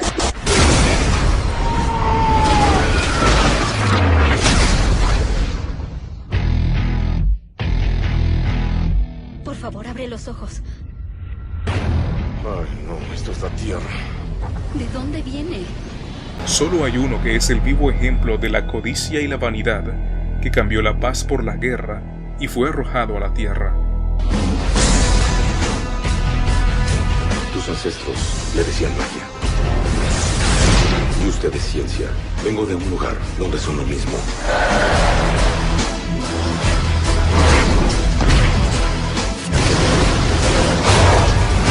Desobedeció a su rey. Su destino está en sus propias manos ahora. Una historia paralela a Lucifer desobedeciendo a su padre y rey. Una vez más, convirtiéndose él en el héroe, el salvador de la tierra. Otro punto destacable es que la magia es equivalente a la ciencia, donde son una misma cosa.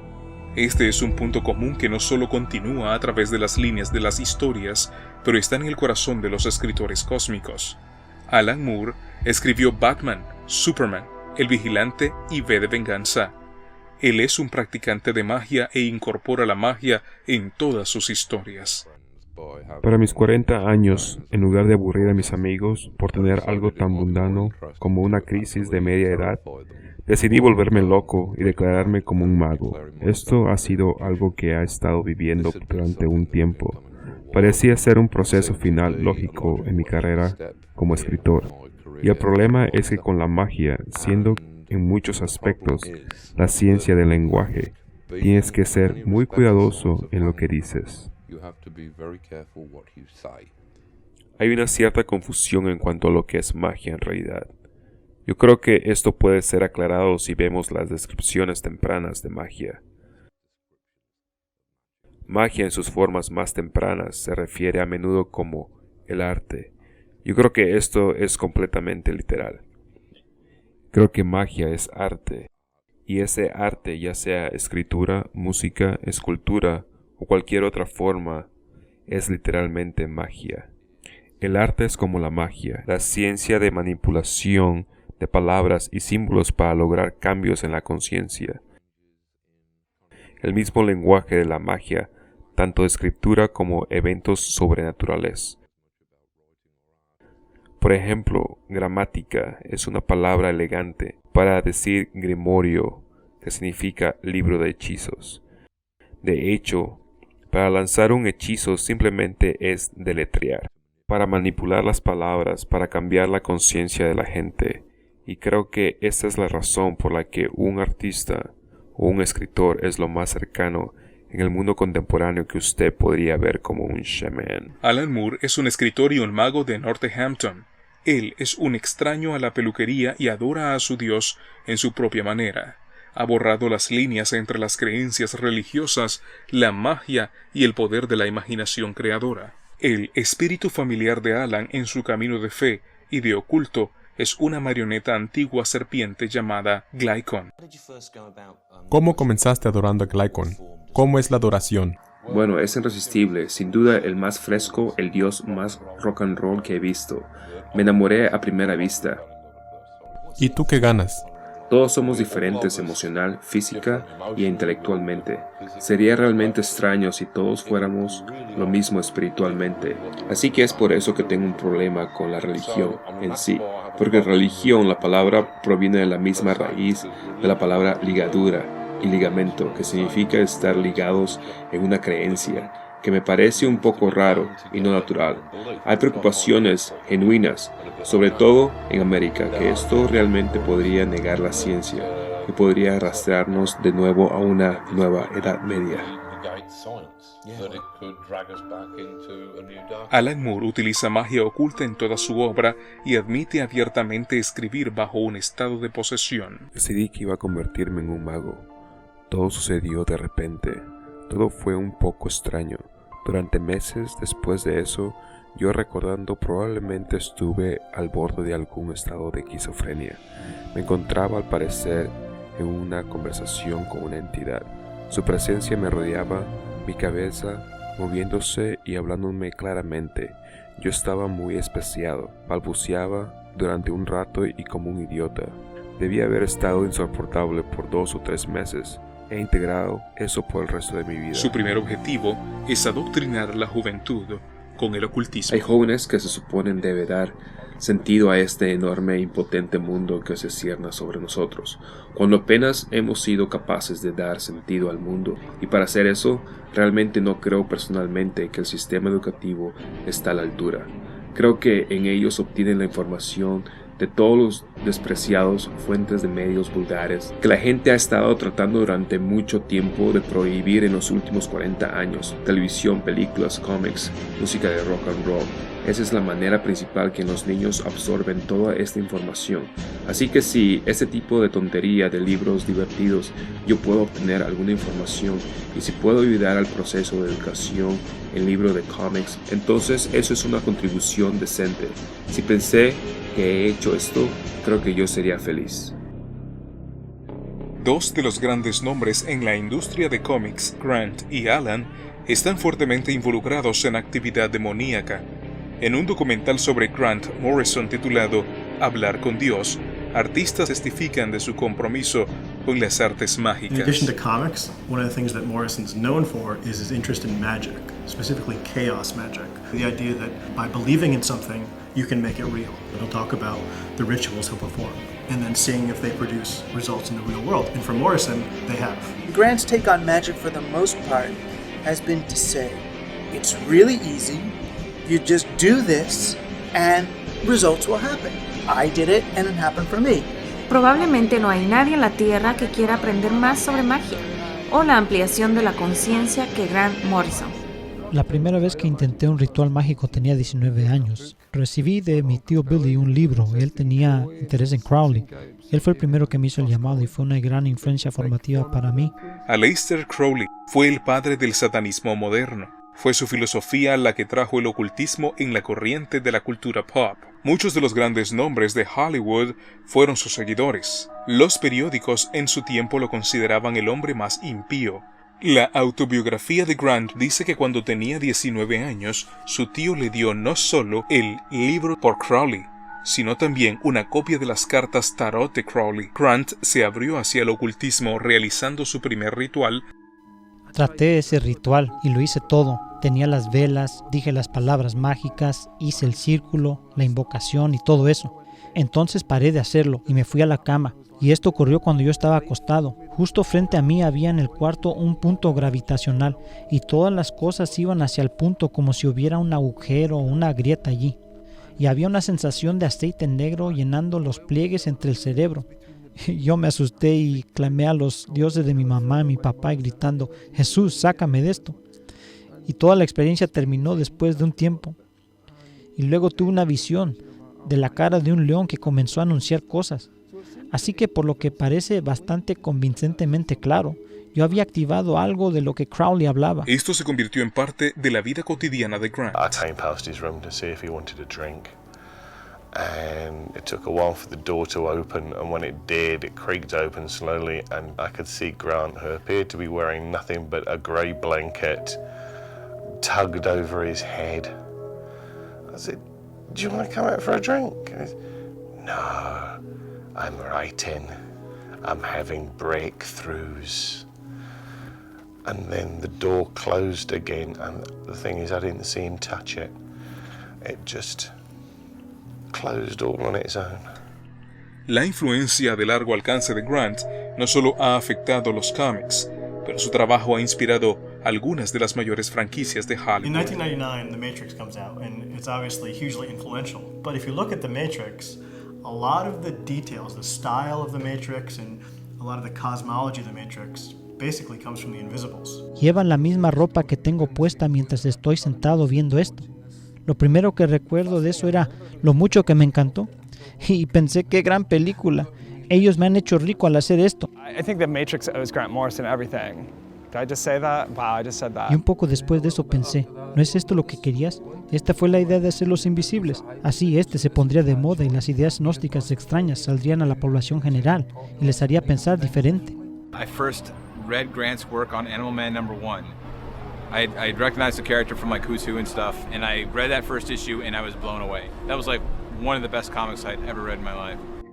En el libro de Grant, Superdioses, él dice: Salí muy asustado, una señal de contacto con demonios. Aluciné algo que reconocí de inmediato como Cristo. Entendí que este poder que estaba enfrentando era una especie de Cristo gnóstico, un Cristo de apócrifos, una figura casi pagana que había encontrado al fondo del último suspiro.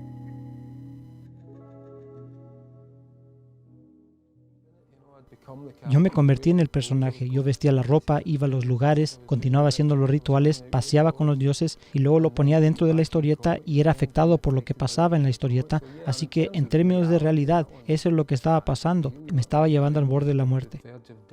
Grant was working on The Invisibles. He got sick right around the time that character got sick. Justo después de que Ray Mab había sido convencido por los maleantes que había sido infectado con una bacteria fascitis necronizante que estaba comiendo su cara, de repente a mí me salió un enorme absceso en mi cara y en 3 días había distorsionado todas mis facciones. Estaba sudando constantemente con fiebres, teniendo sacudidas y temblores y luego congelado. Yo no podía levantarme más. Me quedé tendido frente a la chimenea de mi casa.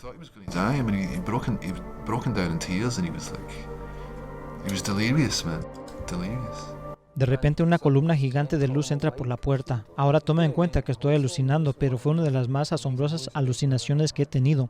Es Jesús. Lo primero que dijo fue lo que puse en la historieta. Esta vez de repente anunció: no soy el Dios de tus padres, soy la piedra oculta que rompe todos los corazones. Entonces dijo: estás a punto de morir ahora, pero no tienes que morir. Le dije: bueno, realmente no quiero morir. ¿Qué tengo que hacer? Dijo: bueno, si quieres quedarte aquí, tienes que trabajar para nosotros. Tienes que difundir la luz. Esta luz gnóstica que Grant estuvo de acuerdo en propagar ha sido efectivamente esparcida más como una religión. The real diehard fans, I think there's almost a reason that they call us all disciples in a weird way, because I do think there's that connection of mythology that we almost take it so personally, because it is, in a lot of weird ways, you know, and people are going to hate me for saying this, religion or mythology. It's our guideline for to get our moral code and our integrity and our courage. We actually use them as a basis. And then it made me think, well, if that's the case, and it actually is, like pop culture is actually the new mythology. So if that's the case, like what a crazy power that any of us wield. I had described it to him as it's almost like you're doing an ongoing series of the Bible. Si Grant, junto con la industria del cómic, está escribiendo una serie en curso de la Biblia, lo hace bajo la orientación de un Cristo gnóstico. ¿Cuál es su contribución más grande? Morrison was working on Animal Man and Doom Patrol. Both of those series were great, critically acclaimed, but they weren't starring popular characters necessarily. But then he comes out with Arkham Asylum, which features Batman. Un amigo mío y yo estábamos pensando y hablando. Imagínate si nos toca hacer Batman, esto es lo que haríamos. It's not sitting there relying on being this pulpy action thing. That's what most people expect out of Batman, and here he's giving you this psychological drama. But it got published just at the time that Tim Burton's Batman movie was coming out, and so the sales in this thing were immense. His work on Superman redefined the character to some extent. In All-Star Superman, he presents in 12 issues sort of the definitive Superman story. He was here at the convention a couple years ago, and somebody said, so All-Star Superman 10, does that mean that Superman is God? I said, yeah, Superman loves you. Doesn't that make you feel good? He's a more proactive God. Posiblemente su mayor contribución es tomar personajes como Batman y Superman personajes ya imbuidos de lo oculto y significado bíblico, y relatar los eventos que rodean Armagedón, o en términos bíblicos, la segunda venida de Cristo. With every man, woman, and child on Earth temporarily inheriting superpowers so that they could team up with the Justice League to fight off Armageddon from above. It was the most amazing sight. 6 billion people all rising from the earth, all flying. Look up in the sky. It's 6 billion people. El cómic de Batman con el Hotel Belén ardiendo detrás de él también termina de manera similar, con Batman deteniendo el apocalipsis. Las escenas del fin del mundo son argumentos frecuentes entre los héroes de cómics. Luchar contra algo que viene del cielo que destruirá la humanidad parece ser una buena cosa, excepto que en realidad hay alguien quien vendrá del cielo para destruir la humanidad pecadora.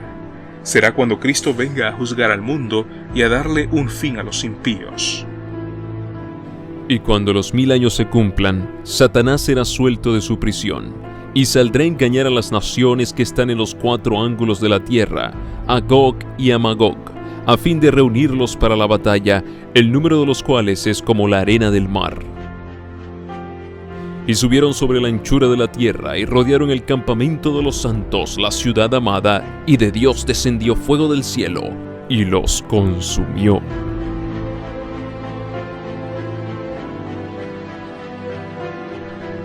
¿Están estas historias mitológicas preparando el mundo para luchar en contra de la segunda venida de Jesucristo? Esto es exactamente lo que sucede en el drama de televisión de Superman Smallville. Demuestra al joven Clark Kent a medida que crece en la oscuridad en Smallville, Kansas, para un día convertirse en Superman. La influencia de Nietzsche puede sentirse también. Friedrich Nietzsche, que odiaba el cristianismo, dijo: "Superhombres reemplazarán a Dios". En el primer episodio de Smallville, Clark Kent se ve sosteniendo una copia del libro El Nietzsche portátil. Nietzsche. Así que tienes un lado oscuro. Como todos. Sí, eso creo. Su amiga Lana dice: ¿Tú qué eres? ¿Hombre o superhombre? Una referencia al filósofo que inspiró al héroe. En otra temporada, un episodio titulado Reaper, Lex Luthor dice: ¿Sabes qué me regaló cuando cumplí 10 años?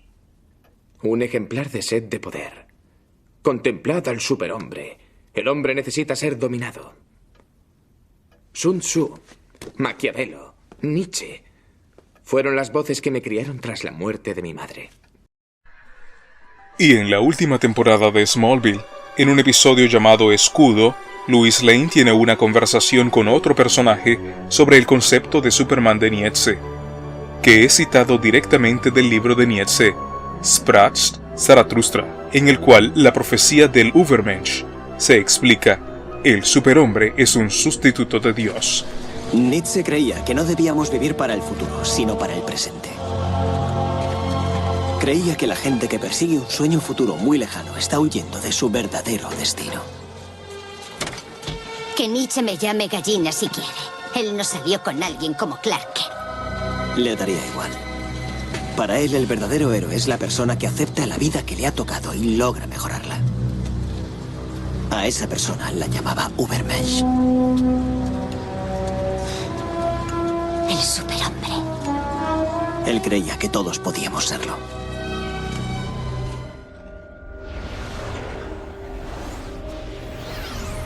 En Smallville, como en todas las narraciones de Superman, Superman es enviado del cielo por su padre al planeta Tierra.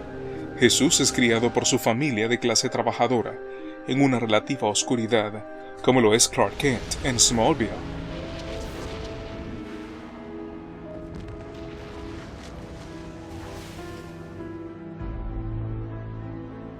Jesús es crucificado en una cruz, desnudo y humillado, en las afueras de Jerusalén. Clark Kent es crucificado casi desnudo en una cruz en las afueras de Smallville. Pero a diferencia de Jesús, Clark Kent no muere en una cruz. Los judíos esperaban un salvador político y se burlaban de Jesús en la cruz, razonando que si él era el héroe que habían estado esperando, usaría milagros, fuerza bruta o ayuda exterior para salvarse a sí mismo. Después de todo, ¿cómo podía ser su Salvador, su héroe, si estaba muerto? Pero esto es porque ellos no entendieron en absoluto lo que Jesús había venido a hacer. Él vino a pagar la penalidad del pecado, y esa pena no era una cruz romana, fue la separación de Dios. Es por eso que Jesús dijo: Dios mío, ¿por qué me has desamparado? La cruz no pudo detener a Jesús, la muerte física no podía detenerlo, por lo tanto Jesús no tenía ningún interés en bajar de la cruz. No hubiera logrado nada. El conocimiento de que la ira de Dios estaba sobre la cruz para pagar el castigo de la maldad de la humanidad fue lo que lo mató, no la cruz. De hecho, se maravillaron al descubrir que murió tan pronto. La crucifixión a menudo tomaba días. Él era un salvador moral, no un héroe político. It's finding that within himself, which I think will help him move on to being who we all know he's going to be. We are confident you will become Earth's greatest savior. Este relato torcido de la crucifixión de Jesús, Clark Kent es un tipo de la figura de Cristo, pero no muere ni incluso permanece en la cruz. Este era el héroe que los fariseos estaban buscando, un héroe político, un héroe temporal, un hombre fuerte para derrotar a los poderes que nos oprimen y nada más. La historia de Clark Kent es un relato finamente velado de la historia de Jesús, incluyendo a Superman yendo por allí haciendo buenas obras, salvando gente.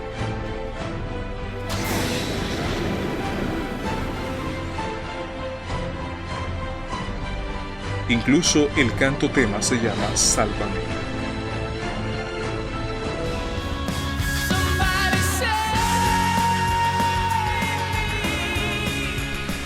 Todo lo que hay que hacer es ir al internet y buscar Superman-Jesús o smallvillewiki.com, y la búsqueda de Jesús y páginas de paralelos se pueden encontrar, más de las que hemos incluido en el espacio de este video.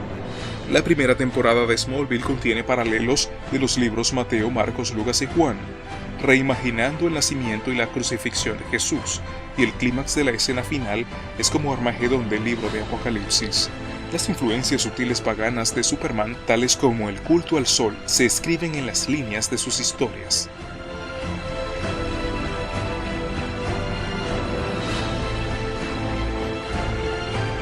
En Krypton, el mundo del que Superman viene, el sol es adorado como el dios Ra, no muy diferente al dios Sol Ra de Egipto. De hecho, en ciertas versiones de los libros cómics, Superman es un adorador de Ra. En Smallville, un libro especial parece llamarse el Libro de Ra, la versión kryptoniana de la Biblia que contiene la profecía de Ra. El Libro de Ra. El Libro de Ra. Libro de Ra. ¿Qué quieres de mí? Lo que sepas del Libro de Ra. Es la Biblia kandoriana. Zod dijo que era una especie de Biblia kryptoniana. Es mucho más, tiene un gran poder. El Libro de Ra.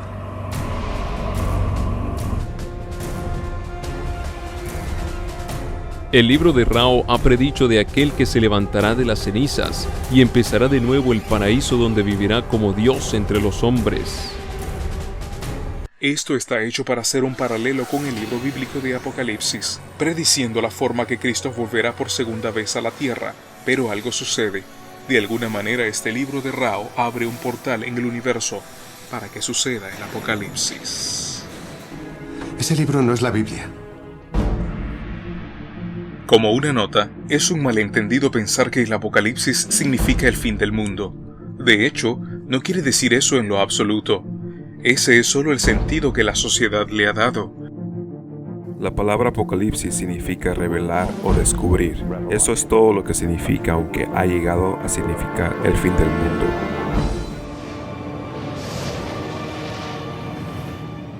El Apocalipsis de Smallville no es un libro o algo que se revela, sino un planeta ficticio que desciende a la Tierra como una burla de la segunda venida de Jesús. Según los diarios, Apocalipsis es un planeta y se acerca. Se dice en el libro de Apocalipsis que la ciudad de Dios, la Nueva Jerusalén, conocida como el cielo, descenderá del cielo después de una secuencia de eventos. En Smallville, El planeta Apocalipsis que está llegando es gobernado por un malvado jefe llamado Darkseid, o lado oscuro.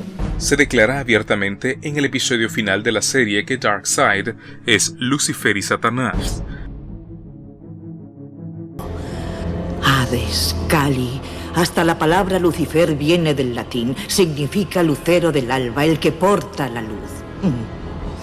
Me temo que todos los siglos y las traducciones han tergiversado todos los dones de Darkseid.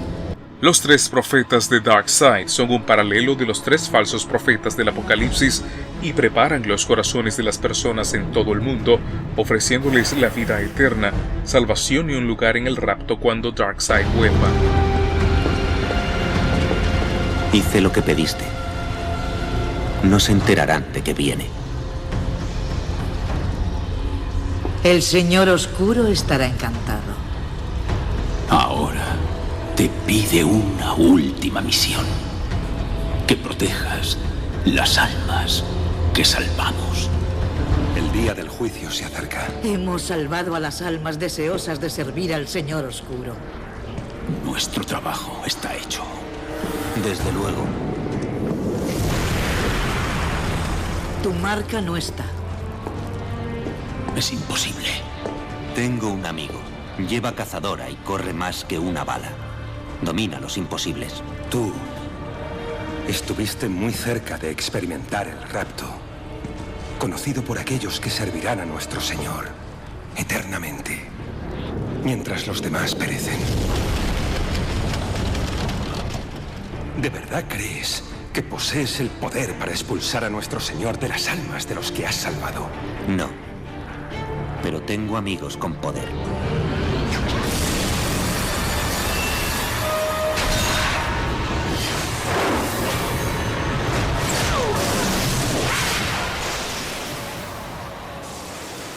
Darkseid es Lucifer y él está tomando para sí los atributos de Jesús. Curiosamente, en esta historia, Darkseid es el salvador moral, o en este caso el salvador inmoral. 2 tipos de figuras de Cristo luchando uno contra el otro. Ambos tienen rasgos del anticristo. Uno es el anticristo que no murió en la cruz y el otro es el anticristo que viene en los últimos tiempos.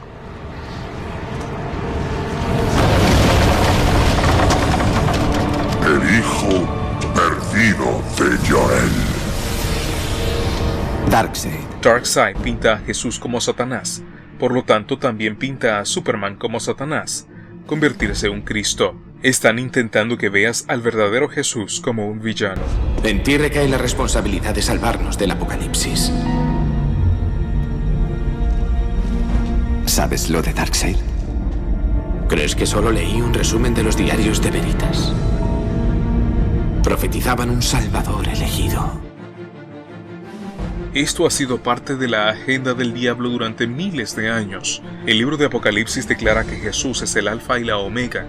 La mayoría de las personas piensan que están familiarizadas con la marca de la bestia, pero la mayoría no se da cuenta que la marca de la bestia es una falsificación de Satanás.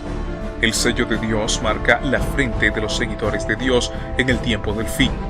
El símbolo de la letra griega omega comienza a aparecer en la frente de las personas, similar al sello de Dios, en lugar de 666, que sería la marca de la bestia.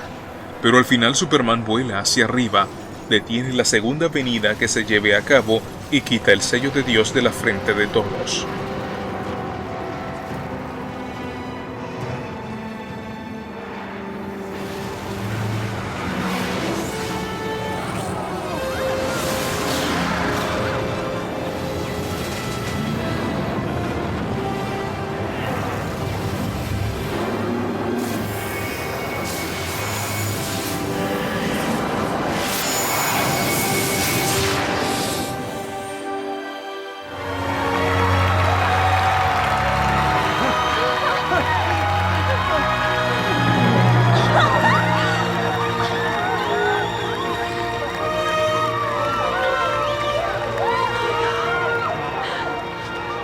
Nietzsche dijo, no necesitamos a Dios, solo necesitamos Ubermensch, un superhéroe.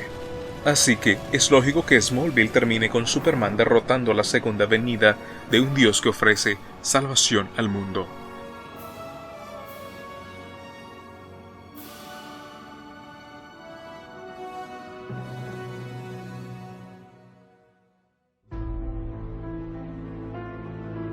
Hace más de 2000 años Satanás tuvo un gran éxito en engañar al mundo sobre la verdadera naturaleza de Dios, que cuando él envió a su único hijo, el mundo no le reconoció. Durante la Edad Media la Iglesia fue envuelta con conceptos grotescos y erróneos del amor de Dios. La verdad fue mezclada con creencias paganas, corrupción y mitos fueron cambiados por el Evangelio. Aquí en el siglo XXI los engaños no han cambiado, solo se han intensificado. Los personajes en las historias se han transformado, pero el corazón de la mentira siempre ha resonado, diciendo que los dioses de este mundo son los héroes y el Dios del cielo es el villano malvado.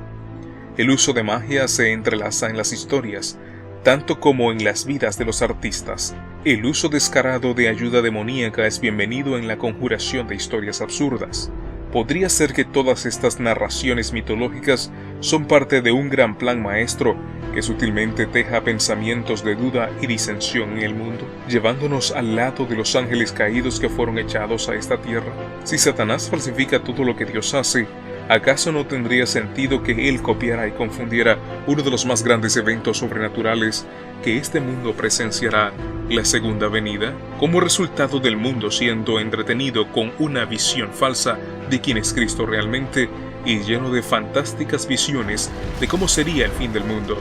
Muchos que no están diligentemente buscando la Biblia para tener una relación significativa con Cristo serán fácilmente engañados cuando Satanás se revele a sí mismo como el Cristo cósmico. Y justo como dice el apóstol Pablo, y no es maravilla, porque el mismo Satanás se disfraza como ángel de luz. Vemos este adoctrinamiento en algunas de las películas más taquilleras de todos los tiempos. Cristo nos advierte en contra de las falsificaciones de este gran adversario. Porque se levantarán falsos cristos y falsos profetas, y harán grandes señales y prodigios, de tal manera que engañarán, si fuere posible, aún a los escogidos. No seas engañado por estos maestros magos. Si entidades demoníacas están envueltas en la formación de estos cómics, entonces deben tener un plan. Todos estos héroes ficticios están influyendo al mundo a buscar un salvador que no es el Rey del Cielo.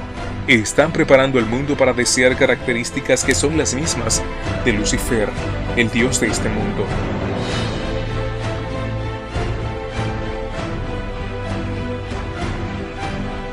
Hay solo un superhéroe que debemos desear, un personaje que merece nuestra mayor atención: el Señor y Salvador Jesucristo.